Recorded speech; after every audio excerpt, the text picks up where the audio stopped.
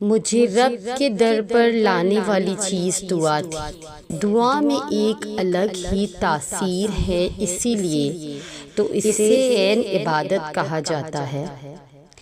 دعا کرنے والے کا دل نرم کر دیا جاتا ہے۔ جب ہم دعا کے لیے ہاتھ اٹھاتے ہیں تو ہمارے دل میں یقین اور ایمان کا اضافہ کیا جاتا ہے، کیونکہ دعا کرنے والے میں اخلاص ہوتا ہے۔ دعا کرنا مالک کے سامنے بندے کی بے نیازی کا اعتراف ہے۔ اس سے خوبصورت اور کیا ہے کہ جب گنہگار بندے کو تمام دروازے بند ملتے ہیں تو اس میں ایسی کون سی چیز ہے جو اسے رب کا در کھٹکھٹانے پر مجبور کرتی ہے؟ وہ ہے ایمان، رب کے بادشاہ ہونے کا یقین۔ اور پھر یہی کامل یقین تو ہے جو اللہ کو پسند آ جاتا ہے، طلب دے کر وہ بندے کو دعا کا راستہ دکھاتا ہے اور پھر دعا کے راستے سے اپنے مزید قریب کر لیتا ہے۔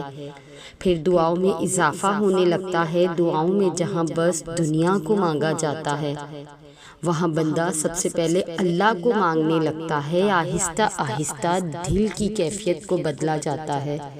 جب انسان روز اپنے خالق سے گفتگو کرتا ہے تو اس گفتگو کا جواب بھی اس کے کلام میں ڈھونڈنے لگتا ہے۔ پھر نمازوں میں سکون ملنے لگتا ہے۔ دنیا کے رنگ بندے سے اترنے لگتے ہیں، اس پر اللہ کی محبت کا رنگ چڑھنے لگتا ہے۔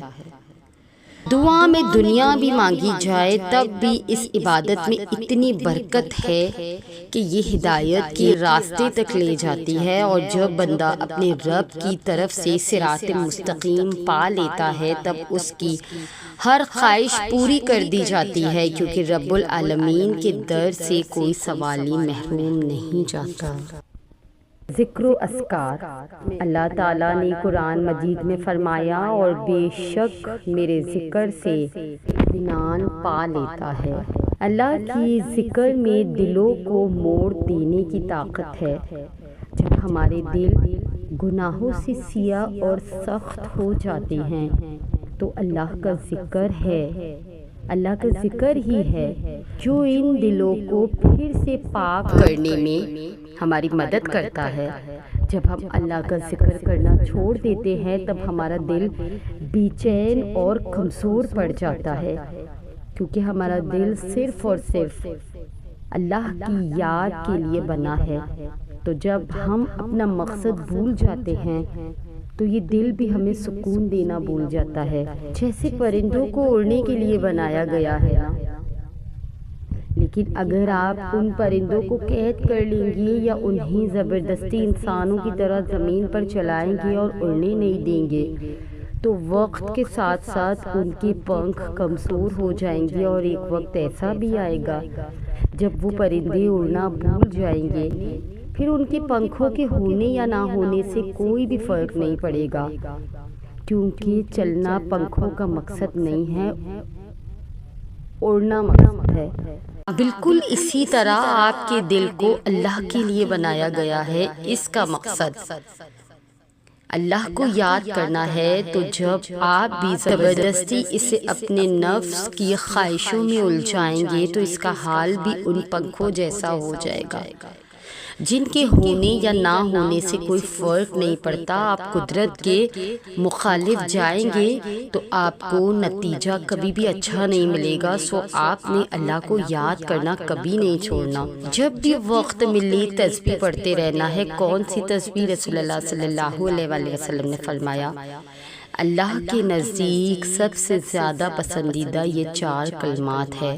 وہ کون سے ہیں؟ سبحان اللہ والحمد للہ ولا الہ الا اللہ واللہ اکبر۔ اور آپ ان کے علاوہ بھی قرآن کا جو حصہ چاہیں، جتنا حصہ چاہیں پڑھ سکتے ہیں۔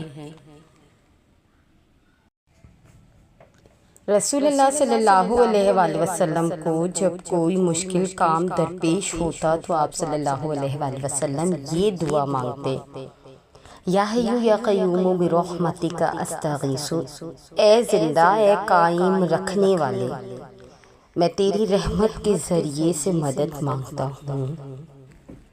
اللہ جل جلالہ کی نشانیاں اور اس کی نشانیوں میں سے یہ ہے کہ اس نے تم کو مٹی سے پیدا کیا، پھر یکایک تم بشر ہو کے زمین میں پھیلتے چلے جا رہے ہو، اور اس کی نشانیوں میں سے یہ ہے کہ اس نے تمہارے لیے تمہاری جن سے بیویاں بنائیں تاکہ تم ان کے پاس سکون حاصل کرو اور تمہارے درمیان محبت اور رحمت پیدا کر دی جائے۔ یقیناً اس میں بہت سی نشانیاں ہیں ان لوگوں کے لیے جو غور و فکر کرتے ہیں، اور اس کی نشانی میں سے آسمان اور زمین کی پیدائش اور تمہاری زبانوں اور تمہارے رنگوں کا اختلاف ہے۔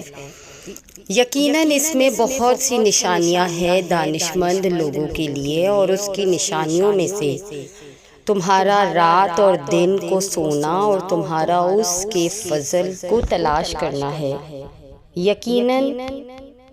یقیناً اس میں بہت سی نشانیاں ہیں ان لوگوں کے لیے جو غور سے سنتے ہیں۔ اللہ کی نشانیوں میں سے یہ بھی ہے کہ وہ تمہیں بجلی کی چمک دکھاتا ہے، خوف کے ساتھ بھی اور طمع کے ساتھ بھی، اور آسمان سے پانی برساتا ہے، پھر اس کے ذریعے سے زمین کو اس کی موت کے بعد زندگی بخشتا ہے۔ یقیناً اس میں بہت سی نشانیاں ہیں ان لوگوں کے لیے جو عقل سے کام لیتے ہیں، اور اس کی نشانیوں میں سے یہ ہے کہ آسمان اور زمین اس کے حکم سے قائم ہے، پھر جوں ہی کہ اس نے تمہیں زمین سے پکارا، بس ایک ہی پکار میں اچانک تم نکل آؤ گے۔ تو یہ تھی ہماری آج کی ویڈیو۔ اگر آپ ہماری اس کاوش کو پسند کرتے ہیں تو ہمارے چینل کو سبسکرائب کر کے ہمارے ساتھ جڑ جائیے۔ جزاک اللہ۔ وہ بندہ مومن اکثر سوچتا ہے اللہ کہاں ہے؟ اللہ کی نشانی انسان خود ہے۔ اللہ کے وجود سے انکار ممکن ہی نہیں۔ اگر اللہ پاک نہیں تو انسان کا اپنا وجود بھی نہیں ہے۔ وَفِي أَنفُسِكُمْ أَفَلَا تُبْصِرُونَ، اور خود اللہ تمہارے نفوس تمہارے اندر میں ہے تو کیا تم دیکھتے نہیں؟ اللہ ہمارے اندر ہے تو کہاں ہے؟ وَنَحْنُ أَقْرَبُ إِلَيْهِ مِنْ حَبْلِ الْوَارِدِينَ، اور ہم بندہ کی رگ جان سے بھی اس سے زیادہ قریب ہے۔ یا اللہ تو ہمارے اندر کیسے ہے؟ ہم کیسے تسلیم کر لیں کہ تو ہمارے اندر ہے اور ہماری جان سے بھی زیادہ قریب ہے؟ تو اللہ فرماتا ہے أَوَلَمْ يَتَفَكَّرُوا فِي أَنفُسِهِمْ، کیا تم نے اپنے آپ پر، اپنے دل میں، اپنے وجود کے اندر غور نہیں کیا؟ وَنَفَخْتُ فِيهِ مِن رُوحِي، اور ہم نے اس انسان میں اپنی روح داخل کر دی۔ یا اللہ تو نے اپنی روح داخل کر دی انسان میں، مگر ہم تجھ سے کیسے ملے؟ روح تو تیرا عمل ہے، مگر تو کہاں ہے؟ تو فرمایا افلا تبصرون، تم اپنے اندر غور کیوں نہیں کرتے؟ ہمارے اندر کون ہے؟ وفی انفسکم، اور اللہ ہی تمہارے اندر ہے۔ یا اللہ ہمیں سمجھ نہیں آ رہا، ہمیں تفصیلاً سمجھا کہ تو ہمارے اندر کیسے ہے۔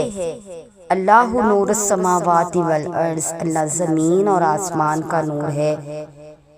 مثل نورہ، اس کے نور کی ایسی مثال ہے، کمشکوٰۃ فیہا مصباح، جیسے ایک طاق ہے، وہ طاق انسان کا جسم ہے، المصباح فی زجاجہ، اس طاق کے اندر ایک چراغ ہے، وہ چراغ انسان کا دل ہے، فی زجاجہ، اور چراغ ایک قندیل میں ہے۔ یا اللہ وہ قندیل کیا ہے؟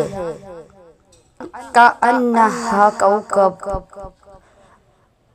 اور قندیل ایسی صاف شفاف ہے کہ گویا موتی کا سا چمکتا ہوا تارا ہے۔ گویا وہ قندیل تمہاری روح ہے جو پاک صاف و شفاف ہے۔ گویا وہ چمکتا ہوا ستارہ روح نور ہے، اور وہ نور اللہ پاک کی ذات سے ہے، کیونکہ اللہ پاک خود نور ہے۔ یا اللہ، اگر ہم تجھ تک پہنچنا چاہیں تو کیا کریں؟ یہدی اللہ لنورہ، اللہ اپنے نور سے جسے چاہتا ہے ہدایت دیتا ہے۔ یعنی جو شخص اللہ کو پانا چاہتا ہے، جو اللہ سے ملنا چاہتا ہے، وہ اپنی روح کی طرف آئے کہ وہ وہی نور ہے جو اللہ پاک کے ذاتی نور سے ہے، وہی ہدایت ہے، وہی راز کن فیکن ہے، وہی صراط مستقیم ہے۔ اے ایمان والو، تقوی اختیار کرو اور وسیلہ کامل مرشد سے تلاش کرو۔ یہ سورہ مائدہ کا ایک خوبصورت سا مشاہدہ ہے اللہ اور انسان کے درمیان کی گفتگو کا۔ ہمیں بس اللہ سے اپنی عرضیاں طلب کرنی آنی چاہیے، ہمیں اللہ سے اپنی بات منوانے کا سلیقہ آنا چاہیے۔ ہم اکثر کہتے ہیں کہ دعائیں جیسی بھی مانگی جائیں قبول ہوتی ہے، اور یہ سچ بھی ہے، لیکن اگر آپ دعائیں کرنے میں تھوڑی سی محنت کریں گے تو اللہ آپ سے زیادہ خوش ہوگا۔ ہاتھ پھیلا کر مانگنے والے اور ہاتھ نہ پھیلا کر مانگنے والے میں کچھ تو فرق ہوتا ہے۔ آپ کا عمل ہی آپ کی شدت کو بیان کرتا ہے، اور جب آپ نماز پڑھ کر ہاتھوں کو اٹھا کر اللہ سے دعا مانگتے ہیں تو آپ یہ ظاہر کرتے ہیں کہ آپ نے اس رب کو اپنا بادشاہ مان لیا ہے اور اپنی ہار تسلیم کر لی ہے۔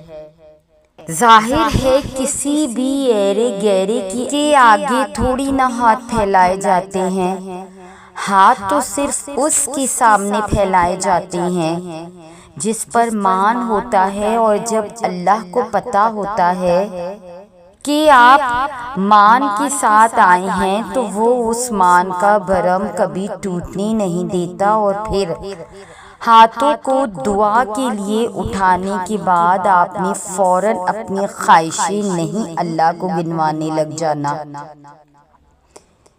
جیسے آپ صرف اسی مطلب کے لیے آئے ہیں، بلکہ سب سے پہلے آپ نے اللہ کی بڑائی بیان کرنی ہے، اور اللہ کی بڑائی بیان کرنے کے لیے سب سے خوبصورت سورہ کون سی ہے؟ سورہ فاتحہ۔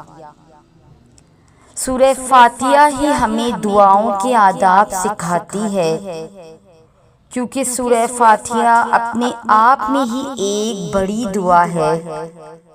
پھر آپ نے درود شریف پڑھنا ہے، کیونکہ جب تک آپ اللہ کے محبوب کو راضی نہیں کریں گے تب تک اللہ آپ سے راضی نہیں ہوگا۔ اور علی رضی اللہ تعالی عنہ نے فرمایا کہ جب تک نبی کریم صلی اللہ علیہ وآلہ وسلم پر درود نہ پڑھا جائے تب تک ہر دعا روک لی جاتی ہے۔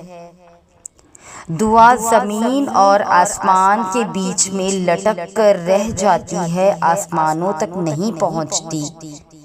تو آپ نے پہلے دعاؤں کا راستہ بنانا ہے، پھر ہی تو دعائیں منزل تک پہنچے گی۔ اور پھر جو دل چاہے مانگے، بے پناہ مانگے، بے انتہا مانگے، اور انشاءاللہ اللہ ضرور قبول کرنے والا ہے۔